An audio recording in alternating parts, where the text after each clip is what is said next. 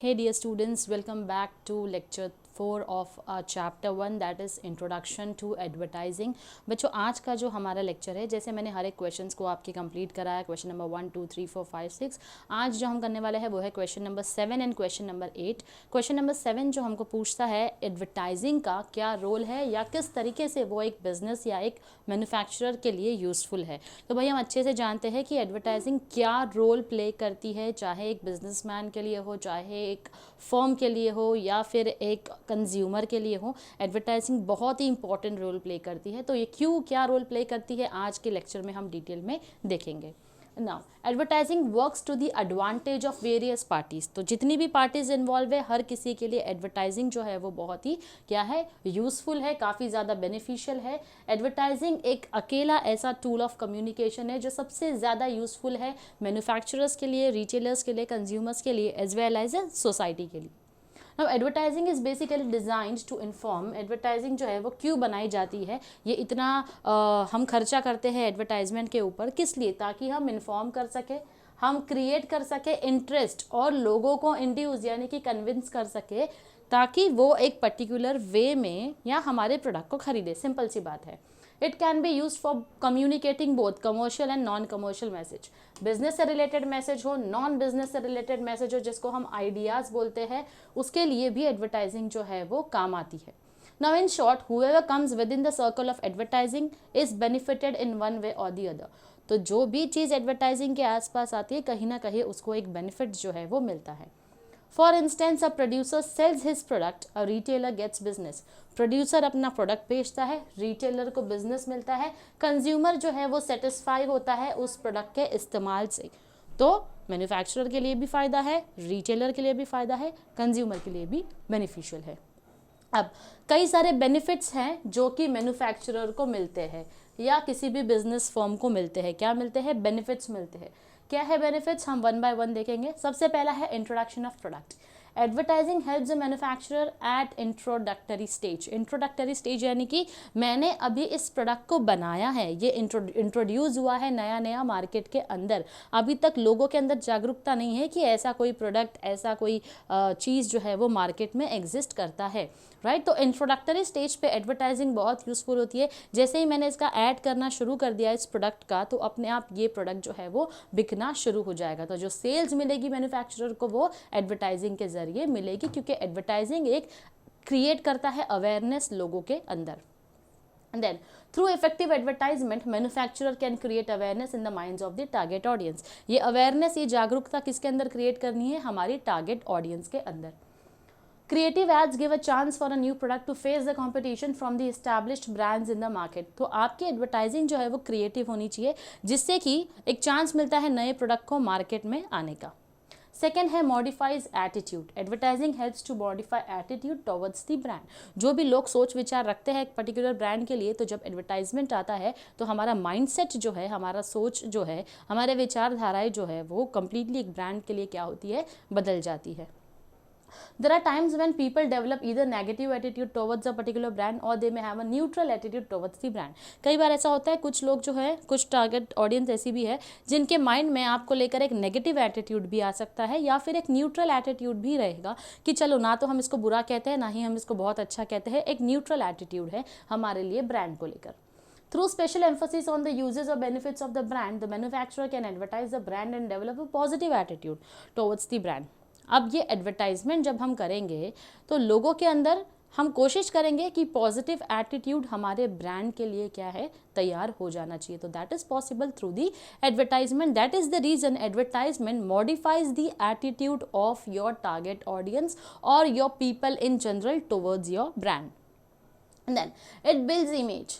Ads can develop the right image brand. अब आपकी image build करने के लिए आपकी एक इमेज क्रिएट करने की कोशिश करती है मार्केट में। द राइट इमेज और goodwill can be developed for the brand depending upon the choice of models और personalities used in the ads. अब आप अपने ब्रांड की इमेज कैसे बिल्ड करना चाहते हो वो डिपेंड करता है आपने किस तरीके के मॉडल्स या पर्सनालिटीज़ का इस्तेमाल किया है अपने एड के अंदर। मॉडल्स और पर्सनालिटीज़ बेसिकली, फॉर एग्जाम्पल आपने किसी फिल्म स्टार को लिया है, अगर कोई स्पोर्ट्स से रिलेटेड प्रोडक्ट है आपका तो आपने किसी क्रिकेटर को ले लिया, तो या फिर प्रोटीन पाउडर की ऐड है, आपने किसी क्रिकेटर को ले लिया। अगर हेल्दी फूड ऑप्शन है, आपने ऐसे किसी इंसान को ले लिया जो कि अपने हेल्थ और फिटनेस पे ज़्यादा ध्यान देते हैं। तो इस तरीके से आप अपने ब्रांड की इमेज तब बिल्ड करते हो जब आपने उसके अंदर जो पर्सनैलिटी का इस्तेमाल किया है वो आपके ब्रांड को रिफ्लेक्ट करता हुआ होना चाहिए। Then personalities used in the ads, the type of programs sponsored, the use of right words or language in the ads। अब इसी के साथ साथ आपने कौन से प्रोग्राम्स को स्पॉन्सर किए हैं, आपने किसी इवेंट को ऑर्गेनाइज किया है, उसको स्पॉन्सरशिप दी है, तो ये भी लोग अपने ध्यान में रखते हैं। आपने सही शब्दों का और सही भाषा का इस्तेमाल किया है अपने एड्स के अंदर, ऐसी कोई लैंग्वेज का इस्तेमाल नहीं किया है जिससे कि लोगों के रिलीजियस, सोशल, कल्चरल बिलीफ को आप अफेक्ट करो, तो ऐसी भाषाओं का हमको इस्तेमाल, ऐसे शब्दों का इस्तेमाल हमको नहीं करना है। तो जाकर हमारी एक इमेज जो है वो मार्केट में बिल्ड होती है। ये इमेज बिल्ड करने के लिए आपको कई साल लग जाते हैं, लेकिन एक छोटा सा ऐड या एक छोटी सी ऐसी गलती आपकी इतने सालों की मेहनत को क्या करेगी, बहा देगी आपकी इमेज को। For example, Apple has cultivated a brand image of innovation. Apple को अगर हम देखें तो हमको उसको देखकर इनोवेशन, एलिगेंस, एक तरीके की अमीरी जो है वो दिखाई देती है, यूज़र फ्रेंडलीनेस हमको दिखाई देता है। तो brand is associated with cutting edge technology. तो ये हम जब एप्पल के बारे में सुनते हैं तो हम मानते हैं कि टेक्नोलॉजी में बहुत अच्छा है, डिज़ाइंस काफ़ी स्लीक है, अ सीमलेस यूज़र एक्सपीरियंस होता है। Apple's brand image positions them as a premium brand. Premium brand के तौर पर अपने आप को उसने मार्केट में अपनी इमेज बनाई है, जो कि हाई क्वालिटी देता है हमको, और हमारी लाइफस्टाइल थोड़ी सी डिस्टिंक्टिव होती है, यूनिक होती है।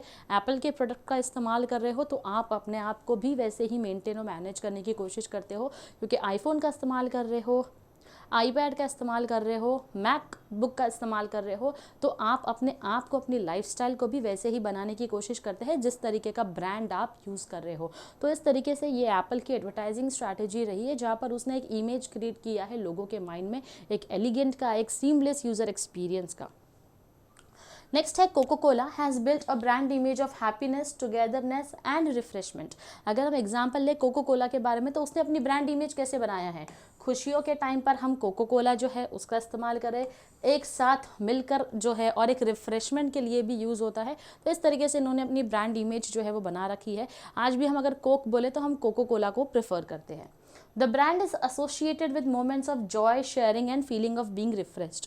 तो ब्रांड जो है अपने आप को किस चीज़ों से जोड़ता है, ऐसे मोमेंट्स जो कि जब भी आप खुश हो, जब भी आप बहुत ज़्यादा खुश हो, ओवर जॉयस हो, तो आप क्या करेंगे, आप जो है रिफ्रेशमेंट के लिए आप कोको कोला लेकर आते हैं। हालांकि इंडियन घरों में आज भी चाय है वो सबसे ज़्यादा बिकती है, लेकिन ये इनका फंडा है, इन्होंने इस तरीके से अपनी एडवर्टाइजिंग जो है वो कर रखी है। Okay, next is builds loyalty। Now advertising जो है, ads enable the manufacturer brand loyalty। Brand loyalty results in repeat purchase by the existing customers, and the existing customers may also recommend the product to the neighbors, relatives and friends। Okay, brand loyalty जो है वो build होती है, लोग आपके लिए और ज़्यादा लॉयल हो जाते हैं। वो लोग कौन है, टारगेट ऑडियंस है। ये हर बार अगर इनका यूज़र एक्सपीरियंस अच्छा रहा तो बार बार आप ही के कंपनी के प्रोडक्ट खरीदेगी भी, रिपीट परचेसेस भी करेगी, और उसके बाद में वो रेफ़र भी अपने दोस्तों को, अपने रिश्तेदारों को क्या करेंगे कि इस ब्रांड का प्रोडक्ट जो है वो भैया बड़ा अच्छा होता है, ख़रीदना होगा तो यही ब्रांड को ख़रीदना। उससे लॉयल्टी बिल्ड होती है। Manufacturer should make constant efforts through effective ads to develop and retain brand loyalty of the customers. तो मैन्युफैक्चरर की जिम्मेदारी है एड्स भी इस तरीके के बनाओ कि आपकी जो लॉयल्टी है आपके कस्टमर्स की आपकी तरफ वो बनी रहे। By communicating the benefits, rewards and exclusive offers available to loyal customers, manufacturers or business firm can encourage repeat purchases and strengthen customer loyalty। अब आपको communicate करना है। बेसिकली एडवर्टाइजिंग क्या होता है, नॉन पेड मैसेजेस होते हैं जो एक ब्रांड कम्युनिकेट कर रहा है अपने टारगेट ऑडियंस के साथ में। तो जो भी आप उनसे कम्युनिकेट करते हो, आपको उनको बताना है कि आपका क्या फ़ायदा होने वाला है हमारा प्रोडक्ट को ख़रीद कर। सिंपल सी बात है, ऐड हम इसलिए करते हैं, हम अपना नाम बनाने के लिए ही ऐड नहीं कर रहे हैं, हम अपने कस्टमर्स को ये बताना चाहते हैं कि इसमें हमारे प्रोडक्ट को इस्तेमाल करके आपका फ़ायदा क्या होगा, क्या ऐसे रिवॉर्ड्स है जो हम आपको ऑफर कर सकते हैं, क्या फ़ायदा मिलने वाला है। अगर कोई एक्सक्लूसिव ऑफर चल रहा है लॉयल कस्टमर्स के लिए तो आप उसका भी इस्तेमाल कर सकते हो। कोई कस्टमर समझ लो 10 साल 20 साल से ज़्यादा आपके ब्रांड को प्रेफर करता है तो आप उसको कोई एक्सक्लूसिव ऑफर दे सकते हो अपने ब्रांड पर। तो इस तरीके से ये मैन्युफैक्चरर की लिए बहुत ही यूज़फुल है, क्योंकि ये लॉयल्टी कस्टमर्स की तरफ से बिल्ड करता है। Then it talks about market expansion. Advertising enables market expansion for the manufacturer. Through effective ads, the manufacturer sell not only in the local area but also in the national market and even in the international market. Market expansion समझ लो, अब तक हम एक specific local या reason में ही सर्व कर रहे थे, अब हमने सोचा कि हमको इसके बाहर बढ़ना है. अब तक हम महाराष्ट्र में थे, अब हमको गुजरात, राजस्थान और भी कई सारे ऐसे स्टेट से जो कवर करने हैं. अब आपने सोच लिया पूरे इंडिया में तो मैंने अपना प्रेजेंस रख दिया, अब मुझे इंडिया के बाहर भी जाना है. तो मार्केट एक्सपेंशन, आप अपनी कंट्री के डोमेस्टिक मार्केट के साथ साथ इंटरनेशनल मार्केट को भी अप्रोच करते हो. तो that is only possible with the help of advertisement. Not only advertisement, there are certain aspects as well, और भी कई सारी चीज़ें हैं, लेकिन एडवर्टाइजमेंट के जरिए आप जो है अपनी रीच जो है लोगों तक वो और ज़्यादा बढ़ा देते हो. Okay. Next it talks about corporate image. Advertising can develop corporate image of the manufacturer. अब ना कि सिर्फ ब्रांड की इमेज बनती है, आपकी कॉर्पोरेट इमेज को भी डेवलप करने के लिए एडवर्टाइजमेंट आपकी हेल्प करता है. Manufacturer can develop corporate image through institutional advertising or public relation advertising. Even if the manufacturer is wrongly reported in the media, it can be corrected through advertising and the image of the organization can be restored and improved.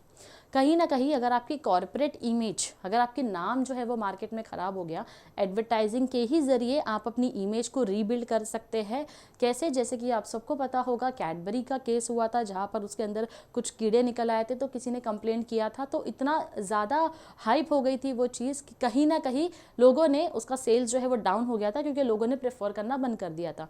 अब later on उन्होंने कैसी personality का इस्तेमाल किया अपनी brand image को वापस से रीबिल्ड करने के लिए? उन्होंने अमिताभ बच्चन जी जो है ऐसी पर्सनैलिटी को अपने ऐड में लेकर आए जहां पर उन्होंने खुद गारंटी ली थी कि उन्होंने खुद देखा है कि ऐसे किसी तरीके की प्रॉब्लम जो है वो अफवाहें थी या फिर ऐसा जो केस हुआ हमने गलती की, हमने उसको सुधार दिया.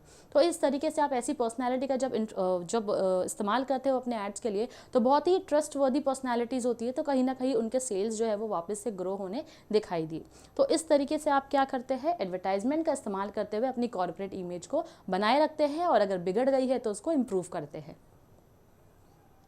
Economies of scale. Advertising enables the manufacturer generate economies of scale. This is because advertising generates more demand for the product. This requires more production. अच्छा, एडवर्टाइजिंग के जरिए इकोनॉमीज ऑफ स्केल कैसे मिल सकता है? इकोनॉमीज ऑफ स्केल का मतलब होता है बल्क बाइंग के ऊपर आपको डिस्काउंट मिलना. जैसे कि मुझे प्रोडक्शन करना है ज़्यादा, अब एडवर्टाइजिंग किया, मेरे प्रोडक्ट के लिए डिमांड बढ़ गया, डिमांड बढ़ा तो मुझे सप्लाई भी तो बढ़ाना है, सप्लाई बढ़ाने के लिए मुझे और ज़्यादा प्रोडक्शन करना होगा. तो ये जो मुझे प्रोडक्शन करना है इसके लिए मुझे रॉ मटेरियल्स चाहिए, तो कहीं ना कहीं उसके ऊपर मुझे बल्क बाइंग के ऊपर डिस्काउंट जो है वो मिलेगा. So that is how advertising is also giving you an advantage of economies of scale. Improvement in quality. Advertising facilitates improvement in the quality of the product. Advertising can generate more sales. This brings in more sales revenue and profit. Advertising जो है वो हमारी quality of the product को भी improve करता है. जो हम दिखा रहे हैं वही हमको बेचना भी है. अगर अच्छी क्वालिटी की बात कर रहे हैं, 100% एश्योरिटी देते हैं, डॉक्टर्स का प्रिस्क्राइब किया हुआ, तो वाकई में वो डॉक्टर्स का प्रिस्क्राइब किया हुआ होना ही चाहिए. डॉक्टर के कंसल्टेशन के अंदर एक्सपर्ट्स सजेस्ट करते हैं कि ये शैम्पू बेस्ट है, तो वाकई में वो शैम्पू का इस्तेमाल जो है वो दिखना चाहिए. तो जितनी स्ट्रॉन्ग आपकी एडवर्टाइजमेंट होगी उतनी ही स्ट्रॉन्ग आपकी क्वालिटी ऑफ प्रोडक्ट भी होनी चाहिए. क्वालिटी ऑफ प्रोडक्ट अच्छी रहेगी तो एडवर्टाइजिंग से आपको और ज़्यादा सेल्स जनरेट होगा. जितना सेल्स आएगा उतना सेल्स से रेवेन्यू आएगा, इनकम ज़्यादा होगी तो प्रॉफिट मार्जिन भी आपका ज़्यादा होगा. Part of the profits can be utilise for R&D. तो प्रॉफिट का एक हिस्सा आप रिसर्च एंड डेवलपमेंट के लिए इस्तेमाल कर सकते हो. अगर रिसर्च एंड डेवलपमेंट आपका इफेक्टिव रहा तो वो ना कि आपकी क्वालिटी को बढ़ाएगा बल्कि आपके कॉस्ट ऑफ प्रोडक्शन को भी क्या करेगा, कम कर देगा. Avoids seasonal sales fluctuation. A manufacturer can reduce seasonal sales fluctuation through effective advertising. Seasonal sales यानी कि एक स्पेसिफिक सीजन में ही वो बेचा जाएगा, वो होता है आपका सीजनल सेल. अब एग्जाम्पल के तौर पर the demand for fans is more in the summer season. अब पंखा जो है वो हम गर्मी के मौसम में और ज़्यादा चलाते हैं. बारिश में अगर बहुत ज़्यादा कूल एनवायरनमेंट हो गया तो हम बंद कर देते हैं. ठंडी में हमको ज़रूरत भी नहीं पड़ती है. तो कब सबसे ज़्यादा ज़रूरत पड़ती है हमको, समर के टाइम पे. Manufacturer can generate demand in the winter season for fans by offering discounts और other offers during the winter season. अब क्योंकि विंटर सीजन में हमको फ़ैन की ज़रूरत नहीं है, लेकिन क्या कर सकते हैं मैन्युफैक्चरर्स, एडवर्टाइजमेंट के ज़रिए बताओ कि फ़ैन खरीदने के ऊपर आपको इतना डिस्काउंट मिलेगा. देखो हमारी टिपिकल मेंटालिटी होती है हम बाद में तो इस्तेमाल करेंगे ना, गर्मी में तो हमको लगेगा ही ना, तो अभी कम प्राइस में मिल रहा है, डिस्काउंट चल रहा है, वैसे भी गर्मी में अगर नया फ़ैन आ जाए तो और ज़्यादा अच्छी हवा आएगी, तो हम क्या करते हैं डिस्काउंट पर मिल रहा है जाकर उसको ख़रीद लेते हैं. Such offers can be communicated effectively through advertisement. तो ऐसे ऑफर को हम कैसे लोगों तक पहुंचा सकते हैं? सिर्फ और सिर्फ एडवर्टाइजमेंट के जरिए। It facilitates distribution. Advertising facilitates quick distribution of the products. तो एडवर्टाइजिंग हो रही है, डिमांड बढ़ रही है, फटाफट आप क्या कर रहे हो, फास्ट होलसेलर रिटेलर तक अपना जो प्रोडक्ट है वो पहुंचाते हो। This is because dealers are willing to stock advertised brands as compare to unadvertised brands. अब एक ऐसा ऐड जिसकी एडवर्टाइजमेंट बार बार होती है, तो जितने भी आपके होलसेलर रिटेलर्स है वो भी आपको इन्फॉर्म करते हैं कि भाई आपका प्रोडक्ट लाकर दे दो स्टॉक में। क्यों? क्योंकि एडवर्टाइजमेंट के जरिए लोगों तक पहुंचा, लोगों ने आपसे आकर पूछा, यानी उसकी डिमांड है तो आप डेफिनेटली उस प्रोडक्ट को अपने पास रखना चाहोगे, क्योंकि डिमांड है तो आपको लोगों तक उसको पहुंचाना ही है। तो यूजुअली क्या होता है, वो ब्रांड्स जिसकी एडवर्टाइजमेंट ज़्यादा होती है, होलसेलर रिटेलर प्रेफर करते हैं कि ऐसे ब्रांड का स्टॉक रखे, ना कि उन ब्रांड्स का जिनकी एडवर्टाइजमेंट नहीं हुई है। Fashion Hub partners with relevant fashion influencers and bloggers who have a substantial online following। अब जो फैशन हब है वो क्या करता है, जितने भी ये फैशन ब्लॉगर्स होते हैं, इन्फ्लुएंसर्स होते हैं, इनके साथ टाई अप करता है। क्यों टाई अप करता है? उनको फ्री क्लोथिंग आइटम्स देता है, यानी कि आप जब भी कोई एड शूट कर रहे हो या कोई गाना कर रहे हो, तो आप सिर्फ हमारे ब्रांड को, इन्फ्लुएंसर्स को बोलते हैं कि या तो इनके कपड़े पहन लो और इसको क्या करो, अपनी स्टोरी पे डाल दो या अपनी रील्स बना दो और उसको प्रमोट कर दो।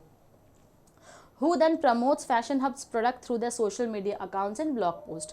तो ये हर किसी को नहीं मिलता है, जिनके सबसे ज़्यादा फॉलोवर्स होंगे उन्हीं इन्फ्लुएंसर्स को जो है वो दिया जाता है। So basically this fashion hub जो है वो क्या करता है, इन्फ्लुएंसर्स या ब्लॉगर्स को बोलता है कि आपके सोशल मीडिया साइट पर क्योंकि आपके फॉलोवर्स ज़्यादा है, तो उनके फॉलोवर्स को हमारे ब्रांड के साथ में एंगेज करवाने की कोशिश करता है। क्योंकि अभी वो दौर चला गया जब हम टीवी देखा करते थे, उसके ऊपर एड्स देखा करते थे।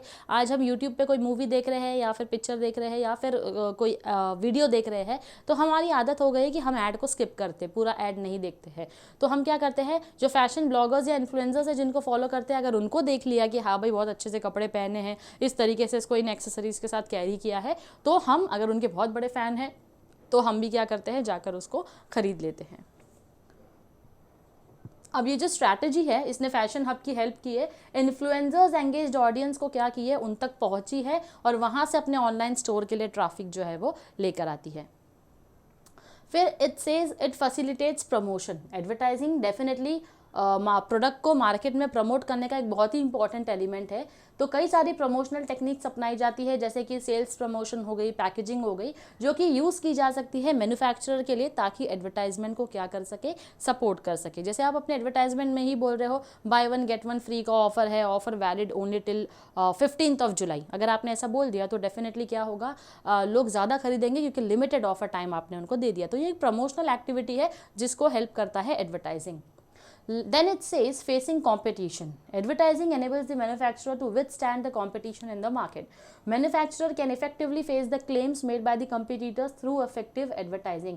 Manufacturer जो है वो competition में अपने competitor के सामने उतरता है और definitely जो भी claim competitor ने किया है कि मेरे product में ये सारी चीज़ें हैं जो कि available है, तो अपने आप manufacturer जो है वो क्या करता है, वो भी अपने products में या तो उस तरीके की चीज़ों का इस्तेमाल करेगा या फिर claim करेगा। इसका एक बहुत अच्छा example जो मैं आपको दूंगी।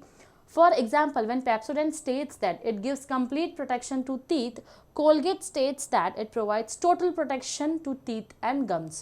Okay, अब Pepsodent ने अपनी ad में क्या बोला, टोटल प्रोटेक्शन देता है आपके दांतों को, राइट? लेकिन कोलगेट क्या बोलता है, कोलगेट जो है टोटल प्रोटेक्शन देता है आपके दांतों को भी और आपके गम्स को भी। सिर्फ दांत का मजबूत होना थोड़ी काफ़ी है, आपके गम्स जो है वो भी तो स्ट्रांग होने चाहिए, क्योंकि गम्स ही तो उनकी बेस है जिसके ऊपर आपके दांत हैं, राइट? एक ऐसा ऐड आया था टाइड का, जिसके अंदर टाइड ने बोला था कि उसके अंदर 100 नींबू की जो है वो शक्ति है। तो टाइड के इस ऐड पर रिन जो है वो बड़ा सा भड़क गया था, क्योंकि उससे तो उसका जो है सेल्स जो है वो अप हो गया टाइड का। अब जो रिन आपको 85 रुपीज़ में पड़ता था, टाइड आपको सिर्फ 53 रुपीज़ में दे रहा है। तो रिन ने क्या स्ट्रैटेजी अपनाई, रिन ने जो है वो केस किया टाइड के ऊपर कि आप अपने प्रोडक्ट में से ये जो नींबू की शक्ति है इसको हटा दो, कुछ भी नहीं है आपके इसमें, नींबू वींबू नहीं है, तो ऑडियंस को जो है वो आप क्या कर रहे हो, बेवकूफ़ बना रहे हो, इसलिए 53 रुपीज़ में बेच रहे हो। तो कोर्ट ने रिन के हक में फैसला किया और बोला कि ठीक है भैया, तुम ये सारी चीज़ें अपने प्रोडक्ट पे से हटा दो, इसका इस्तेमाल कुछ भी नहीं है, तो आप उसको क्लेम भी मत करो अपनी ऐड में, राइट? फिर कुछ सालों के बाद ऐसा हुआ, 2010 के आसपास कुछ ऐसा हुआ जहाँ पर टाइड और रिन का ऐड था, जिसमें रिन ने स्पेसिफिकली बोला कि टाइड से बेहतर सफ़ेदी देगा रिन, तो टाइड ने रिन के ऊपर केस कर दिया और तभी से बोला कि आप डायरेक्टली किसी भी ब्रांड का जो है वो नाम नहीं ले सकते हो और ना ये बोल सकते हो कि आपके ब्रांड से मेरा ब्रांड जो है वो बेहतर है। तो उन्होंने रिन के उस एड को कम्प्लीटली बैन कर दिया और सब जगह से हटाने बोल दिया। देखो, कंपटीशन में उतरो, compete भी करो, लेकिन पर्सनल अटैक जो है वो मत करो। अब देखो यहाँ पेप्सोडेंट और कोलगेट कितने प्यार से बोल रहे हैं।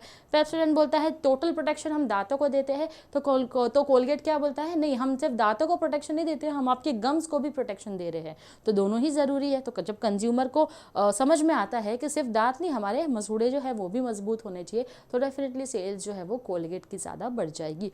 तो इस तरीके से ये सारे बेनिफिट्स हैं जो कि एक मैन्युफैक्चरर को एडवर्टाइजिंग के ज़रिए मिलते हैं। I hope we are clear with question number 7. There are no doubts. Now moving ahead with question number, okay, this is question number 8, by mistakenly वो 7 हो गया है. Discuss the benefits of advertising to consumers. अब consumers को क्या benefit मिलता है advertising के ज़रिए? सबसे पहले जो उनको मिलता है वो है information. एडवर्टाइजिंग कंज्यूमर को इन्फॉर्म करता है कि प्रोडक्ट या सर्विसेज की मार्केट में अवेलेबिलिटी है। जैसे मैंने आपको बोला कि ऐसा कोई प्रोडक्ट जो है वो मार्केट में एग्जिस्ट करता है, जब तक ये इन्फॉर्मेशन कंज्यूमर तक पास नहीं होगी कंज्यूमर को पता नहीं चलेगा। कैसे पता चलता है कोई भी नया ब्रांड आया है या कोई भी ब्रांड में एक एक्सटेंशन ऑफ द प्रोडक्ट आया है? ये हमको तब पता चलता है जब उस ब्रांड की, उस प्रोडक्ट की एडवर्टाइजमेंट होती है। Then it says consumers can also get information in respect of features, price, operational instructions, etc. This helps them to make a proper choice of goods and services. अब इस information में हम ये भी बताते हैं कि उस प्रोडक्ट को आपको कैसे यूज़ करना है, उसके फीचर क्या है, उसका प्राइस क्या है, उसकी डिज़ाइन क्या है, जिससे कि आपको अपनी परचेसेस में, अपनी चॉइसेस में और ज़्यादा आसानी मिल जाती है। आपको समझ आता है आपको क्या ख़रीदना है, वो काम आपके काम की चीज़ है या नहीं है। For instance, a television commercial for a new smartphone might highlight its advanced camera capabilities, long battery life and unique design. एक टेलीविज़न कमर्शियल में, यानी कि टेलीविज़न पे ऐड आ रहा है किसी स्मार्टफोन का, तो वो स्मार्टफोन जो है वो बताता है कैसे उसकी एडवांस कैमरा कैपेबिलिटीज़ है, उसकी बैटरी लाइफ कितनी है, उसका डिज़ाइन कैसा है, जो कि कंज्यूमर को इन्फॉर्म करता है अपने परचेसिंग डिसीजन के लिए on the basis of the needs and preference. अगर मैं एक ऐसे इंसान हूँ जिसका काम ही फोटोग्राफी से रिलेटेड है, लेकिन एक अच्छा फ़ोन चाहिए, मुझे कैमरा मैं नहीं खरीद सकती, मुझे फ़ोन चाहिए, तो अगर वो फ़ोन ऐसा है जिसके कैमरा फीचर्स ज़्यादा अच्छे हैं, तो वो मेरे नीड्स एंड प्रेफरेंसेस को सूट कर रहा है, तो डेफिनेटली मैं उस ब्रांड को, उस प्रोडक्ट को जो है वो खरीदूंगी। Then it acts as a reminder. The ads reminds the consumer of their requirements so that they can plan their purchases well in time. For instance, an ad of umbrella may remind the buyers to purchase umbrella well before the rains. Again, the arrival of a particular season such as Diwali or Christmas is often shown in the ads. This reminds the consumer to make purchases for the festival season. अच्छा, हमारी life जो है वो बड़ी ही busy हो गई है, हम काफ़ी बार ऐसा भूल जाते हैं कि भाई हमको कुछ चीज़ों की खरीदारी जो है वो करनी है। जब हम एडवर्टाइजमेंट देखते हैं, बार बार रिपीटेटिव एड्स आते हैं, तब हमको याद आता है कि अच्छा बारिश का मौसम आने ही वाला है, तो शुरू कर देते हैं मई मंथ में, अप्रैल मंथ में हम अम्ब्रेला का एडवर्टाइजमेंट शुरू कर दो, रेनकोट का कर दो, विंड शीटर्स का कर दो, ताकि जून आने तक हमारी जो खरीदारी है वो हो जाए। दिवाली आने वाली है, अमेज़ॉन के ऑफर्स आने शुरू हो जाते हैं, फ्लिपकार्ट के ऑफर्स आने शुरू हो जाते हैं, Diwali sale, end of Diwali sale, ये सब क्यों करते हैं? ताकि हमको एक रिमाइंडर दे सके कि तुमको फेस्टिवल के लिए तैयार होना है और कपड़े भी खरीदने हैं। तो हमारे लिए एज ए रिमाइंडर का काम भी करता है advertisement. Lowers product prices. Consumer can get goods at reduced prices due to economies of large scale production and distribution. अब क्योंकि एडवर्टाइजिंग मैन्युफैक्चरर की हेल्प करता है इकोनॉमीज ऑफ स्केल के लिए। कैसे? प्रोडक्शन बढ़ाओगे, प्रोडक्शन बढ़ाने की वजह से क्या होता है, हमको इकोनॉमीज ऑफ स्केल के लिए बल्क बाइंग करना पड़ता है, जिसमें हमको डिस्काउंट मिलता है। अब ऑलरेडी मुझे इतना सारा डिस्काउंट मिला है, जो चीज़ें मुझे 60-70 हज़ार में पड़ रही थी, इकोनॉमीज ऑफ स्केल की वजह से वो मुझे 40 से 50,000 में पड़ रही है, तो मेरा कॉस्ट ऑफ प्रोडक्शन रिड्यूस होगा, कॉस्ट ऑफ प्रोडक्शन कम होगा, तो मुझे प्रोडक्ट के प्राइजेस भी जो है वो बहुत ज़्यादा कोट नहीं करने हैं। तो इससे फ़ायदा कंज्यूमर्स को होता है कि उनको कम प्राइस पे अच्छी क्वालिटी के प्रोडक्ट्स मिल जाते हैं। Producers often pass on some of the benefits of large-scale production to the buyers. Again, advertising encourages competition. As such, the sellers cannot exploit the consumers by charging high prices. तो advertising जो है वो क्या करता है, competition को encourage करता है। जैसे कि टाइड है हो गया, सर्फ एक्सेल हो गया, अगर ये लोग एडवर्टाइजमेंट में एक ने बताया हमारा प्राइस इतना है, उसके न्यू ऐड को देखकर अब सर्फ एक्सेल भी सोचेगा अच्छा मुझे किस तरीके की स्ट्रैटेजी अपनानी है, अपने प्रोडक्ट की इमेज मैंने क्या क्रिएट की है, उस हिसाब से मुझे प्राइस जो है वो कोट करना है। Next, better quality product. Since advertising stimulates competition, every producer makes every possible efforts to improve the quality of goods and services. अब क्योंकि एडवर्टाइजिंग जो है वो कंपटीशन बढ़ा रहा है, इसीलिए हर कॉम्पिटिटर क्या करेगा, हर एक प्रोड्यूसर कोशिश करेगा कि हम quality of goods and services को क्या करें, इम्प्रूव करें. अब इससे quality of goods and services improve होगी तो कंज्यूमर्स जो है वो फ़ायदे में है कि क्वालिटी भी बढ़ रही है गुड्स एंड सर्विसेज की और प्राइस भी हमको रीजनेबल मिल रहा है. For example, a print advertisement showcasing multiple laptop brands may highlight specifications, performance and pricing details side by side. जैसे कि एक प्रिंट एडवर्टाइजमेंट होता है, जैसे न्यूज़पेपर पे हम देखते हैं ना कोई एडवर्टाइजमेंट है, जैसे मैंने आपको एक टाटा मोटर्स का ऐड दिखाया था कि न्यूज़पेपर एडवर्टाइजिंग क्या होती है. हमने कार का फोटो देखा, हमने वहाँ पर प्राइस देखा, हमने उसके साथ साथ उसके फीचर्स जो है वो भी पढ़े हैं. तो इस तरीके से क्या होता है, एक ऐड के अंदर हर एक डिटेल्स जो है वो साइड बाय साइड मेंशन की गई है. तो कंज्यूमर के पॉइंट ऑफ व्यू से वो डिटेल्स होती है. ये कंज्यूमर के लिए काफ़ी ज़्यादा आसान हो जाता है ये चॉइस करना कि ओके इस प्रोडक्ट के बारे में जो है सारी जानकारी ऑलरेडी दी है, तो कंज्यूमर के लिए आसानी से डिसीजन लेना जो है वो ईजी हो जाता है. Next is higher standard of living. Consumers can improve their standard of living. कैसे स्टैंडर्ड ऑफ लिविंग बढ़ा सकता है? एडवर्टाइजमेंट जो हमको बताता है wide range of products and services available है, आपकी चॉइस है, आपको इन ब्रांड्स में से जो भी खरीदना है आप खरीद सकते हैं. Consumers can select those products and services which add to their satisfaction. This results in higher standard of living of consumers in the society. जिससे कि क्या होता है, वो प्रोडक्ट और सर्विसेज खरीदना है हमको जिससे कि हम सेटिस्फाई हो सके, तो अपने आप हमारा स्टैंडर्ड ऑफ लिविंग भी इम्प्रूव होता है. Now apart from guarding as a substitute, basically advertising warns against the cheap substitutes that are available in the market. Ads आपको ये भी बताते हैं प्रोडक्ट आपको हमारे जैसे भी मिलेंगे जो कि चीपली अवेलेबल है, चीप सब्सटीट्यूट्स जो है वो अवेलेबल हैं आपके मार्केट में. तो ये एक वार्निंग भी देता है हमको कि आप कौन सा प्रोडक्ट प्रेफर करोगे. Reputed companies often insert advertisement for the benefit of consumers regarding the harmful effects of cheap substitutes. Thus, consumers are warned against the purchase of cheap substitutes. तो जो बड़ी बड़ी reputed companies होती है अपने advertisement में कई बार बताती है कि देखो हमारे साथ साथ चीप प्रोडक्ट भी है, तो आप जब तक सर्टिफाइड प्रोडक्ट्स ना देखें तब तक आप उन प्रोडक्ट्स को ना खरीदें. जैसे कि गोल्ड के मामले में कई बार ऐसा होता है सिर्फ ISO सर्टिफाइड ही आपको खरीदना है, तो वो आपको वार्निंग देती है कि मार्केट में जो है वो सोने का पानी चढ़ा हुआ सोना भी है और सोना भी है, तो आप पे डिपेंड करता है आप रियल गोल्ड की पहचान कैसे करते हो. Then education to customers. जैसे मैंने आपको कहा कि एक इन्फॉर्मेशन देता है हमको प्रोडक्ट के बारे में, उसकी सर्विसेज के, प्रोडक्ट या सर्विसेज के बारे में, उसके साथ क्या बेनिफिट्स मिल रहे हैं, प्राइस के बारे में, उसके फीचर्स के बारे में, डिज़ाइन के बारे में. तो एक कंज्यूमर को भी नॉलेज मिलता है इन सारी चीज़ों से कि एक प्रोडक्ट के अंदर क्या चीज़ें हमको देखनी चाहिए. Ads not only informs the consumer but also provides education. The ads educate the consumer regarding the handling of the product, uses of the product, side effects of the product if any in case of drugs. अगर कोई medicine है तो कई बार लिखा रहता है कि overdose में भी हार्मफुल टू द कंज्यूमर, जो कंज्यूम कर रहा है उसके लिए हार्मफुल हो सकता है, तो ओवरडोज ना ले. एज प्रिस्क्राइब बाय डॉक्टर, जैसे कि कफ सिरप के ऊपर होता है जितना डॉक्टर ने प्रिस्क्राइब किया है आपको उतनी ही ml कफ सिरप आपको लेनी है. अगर आपने ज़्यादा लिया तो ओवरडोज से आप या तो नींद में भी जा सकते हो, गहरी नींद में जा सकते हो, बेहोश भी हो सकते हो. तो ये सारी मेडिकेशंस के टाइम पे साइड इफेक्ट्स जो है वो उसके ऊपर मेंशन होते हैं. तो एडवर्टाइजमेंट आपको हर एक चीज़ की इन्फॉर्मेशन देता है जिससे कि आपको एजुकेट करता है.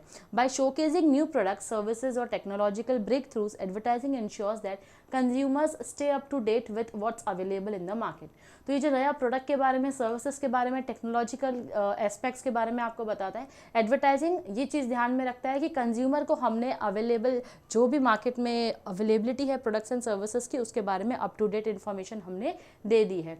For example, advertisement for electric vehicles can educate consumers about the growing trend of sustainable transportation and benefits associated with it. जैसे कि अभी हम जानते हैं इलेक्ट्रिक व्हीकल्स का दौर आ चुका है, तो इसके बारे में अगर आप बार बार एडवर्टाइजमेंट करते जाओ और लोगों तक ये इन्फॉर्मेशन दो कि कैसे हम सस्टेनेबल ट्रांसपोर्टेशन के बारे में सोच रहे हैं जिससे कि हम एनवायरनमेंट को इफेक्ट ना करें, तो सस्टेनेबल ट्रांसपोर्टेशन के लिए हम इलेक्ट्रिक व्हीकल का इस्तेमाल करें, तो हो सकता है उससे आपका सेल्स भी बढ़े और कंज्यूमर को एजुकेशन भी मिलेगी इस बात की कि कहीं ना कहीं हमारी व्हीकल जो है वो क्या कर रही है, हमारे ही लिए हार्मफुल हो रही है फ्यूचर में. मॉडिफाइंग एटीट्यूड्स, ये हमने ऑलरेडी देखा है कि किस तरीके से एडवर्टाइजमेंट के जरिए लोगों के एटीट्यूड, उनके बिहेवियर आपके ब्रांड की तरफ जो है वो बदलते हैं.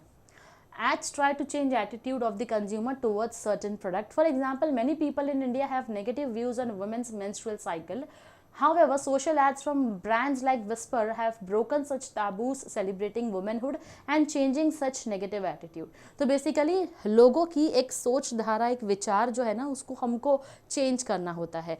जैसे कि हमारी कंट्री में पीरियड्स को लेकर एक अलग ही नेगेटिव एटीट्यूड डेवलप था कि इसके बारे में ना तो ज़्यादा बात करनी चाहिए, मेल और फीमेल की बातें इस बारे में नहीं होनी चाहिए. तो नेगेटिव एटीट्यूड डेवलप था और आपको अपने अगर कोई लड़की पीरियड्स में है तो उसको इस चीज़ का प्रोपोगंडा भी नहीं करना है. तो एक सोशल ताबू माना जाता था इस चीज़ को. अब ब्रांड्स जैसे कि विस्पर ने है इस ताबू को, ये जो हमारी सोच विचार थी, इसको कम्प्लीटली क्या किया है, बदल दिया है, जिससे कि वो बता रहा है कि हम लोग एज वुमेन डेफिनेटली वो चीज़ जो है वो हमारी लाइफ में ज़रूरी है. तो ऐसे वक्त में हमको जो है एक हेल्प की, एक सपोर्ट की ज़रूरत होती है, ना कि हम ये नहीं चाहते कि लोग हमको निगलेक्ट करें उस चीज़ की वजह से.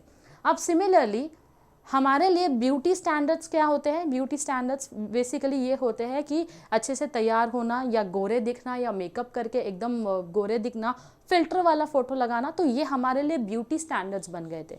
हालांकि डव अपने एड कैंपेन के साथ में आया जहाँ पर उनके रियल ब्यूटी का मतलब होता है आप जैसे हो, अपने आप को आप वैसे क्या करो, एक्सेप्ट करो. तो ये रियल ब्यूटी स्टैंडर्ड्स होते हैं.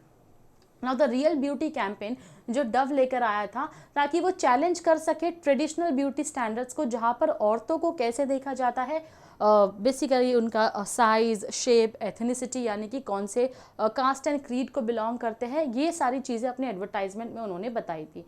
ये कैंपेन जो है वो एम करता है जो हमारा परसेप्शन है ब्यूटी को लेकर, जो हमारा परसेप्शन है बॉडी पॉजिटिविटी को लेकर, उसको हम चेंज करना चाहते हैं. यानी कि कोई बहुत ज़्यादा एक्सट्रीम फैट है तो हम ऐसे में हम उसको ब्यूटीफुल कंसिडर नहीं करते हैं. हालांकि हर इंसान अपने आप में ही बहुत खूबसूरत है, उसको किसी तरीके की चेंज की ज़रूरत नहीं है. उसको एकदम फेयर होकर दिखना ज़रूरी नहीं है, उसको मोटे से एकदम पतला होना ज़रूरी नहीं है. Influencing attitude towards diverse beauty ideals. तो हमने जो सोच विचार बना रखा है ना, ब्यूटी का एक हमने डेफिनेशन बना के रखा है, वो हमारे माइंड के डेफिनेशन के हिसाब से अगर नहीं चलता है कोई इंसान तो वो हमारे लिए ब्यूटीफुल नहीं होता है. तो डव ने अपने रियल ब्यूटी के कैंपेन के जरिए लोगों की ये विचारधारा को बदल दी है. Then we have consumer satisfaction. Advertising is responsible to a certain extent in respect of consumer satisfaction. This is because the consumers can enjoy better quality of goods at good price. अब advertisement काफ़ी हद तक responsible रहा है consumer satisfaction के लिए, क्योंकि उनको अच्छे quality products मिलते हैं अच्छे reasonable prices पर. For instance, an online retailer that uses personalized ads based on a consumer's browsing history or purchase behavior can enhance satisfaction by offering products that align with their preferences. अच्छा, आज के दौर में हमने देख लिया कि अगर हम गूगल पर जाते हैं, फॉर एग्जांपल अगर मुझे कोई शैम्पू ख़रीदना है, मैंने गूगल पर उसको सर्च किया और अपनी ब्राउजिंग हिस्ट्री में तो डेफिनेटली वो सेव हो जाता है, फिर मैंने उसको छोड़ दिया. अब जिसके पास भी, जिन्होंने भी ऑनलाइन के ज़रिए ख़रीदा होगा कि हमको गूगल को क्या करना है, पैसा देना है और रैंक करना है. यहाँ पर ब्रांड्स जो है, जो भी मैंने सर्च किया, अगर अमेज़ॉन छोड़ दिया, गूगल छोड़ दिया मैंने, फिर मैं फेसबुक यूज़ कर रही हूँ या इंस्टाग्राम यूज़ कर रही हूँ, तो इंस्टाग्राम पे, फेसबुक पे मुझे बार बार उस चीज़ का ऐड दिखाई देगा जो मेरी गूगल की ब्राउजिंग हिस्ट्री में था. तो ये क्यों दिखाई देता है मुझे? इसलिए दिखाई दे रहा है क्योंकि पर्सनलाइज्ड एड्स क्रिएट किया जाता है.